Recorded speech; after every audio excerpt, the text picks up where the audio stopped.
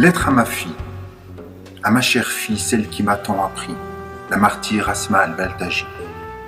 Je ne te dis pas adieu, je te dis demain nous nous retrouverons. Tu as vécu la tête haute, rebelle contre la tyrannie, refusant toute chaîne et amoureuse sans limite de la liberté. Tu as vécu discrètement en quête de nouveaux horizons pour reconstruire cette nation, afin qu'elle retrouve sa place parmi les grandes civilisations. Tu ne te souciais pas de ce qui préoccupe habituellement ceux de ton âge. Même si tu as toujours été la première de ta classe, les études traditionnelles n'ont pas su combler tes aspirations et ton intérêt. Je n'ai pas assez profité de ta précieuse compagnie durant cette courte vie qui était la tienne. Et c'est surtout mes obligations qui m'empêchaient de me réjouir de ta présence. La dernière fois que nous nous sommes assis ensemble, place Rabia al-Adawiya, tu m'as dit sur le ton du reproche, même quand tu es avec nous, tu es occupé. Et je t'ai répondu, il semble que cette vie ne sera pas assez longue pour que l'on puisse profiter l'un de l'autre. Alors je prie Dieu de nous réunir au paradis afin que l'on rattrape le temps perdu ici. 2 jours avant ton assassinat, je t'ai vu en rêve.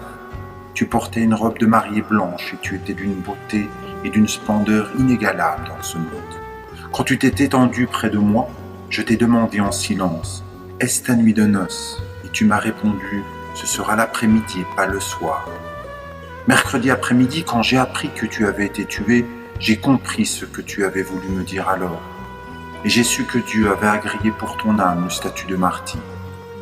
Tu as renforcé ma conviction que nous sommes dans le vrai et que notre ennemi personnifie l'erreur et le mensonge.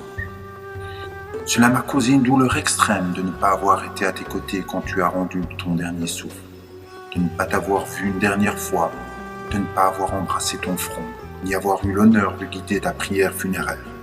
Je jure par Dieu, ma chérie, que je ne suis pas venu, non pas par peur pour ma vie, par crainte d'une prison injuste, mais je voulais poursuivre ton œuvre, celle pour laquelle tu as sacrifié ton âme.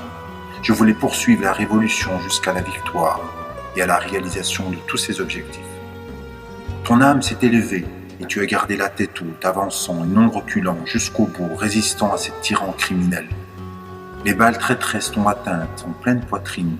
Quelle âme déterminée et pure fut la tienne. Je suis certain que tu étais honnête envers Dieu et qu'il t'a choisi parmi nous pour t'honorer du martyre.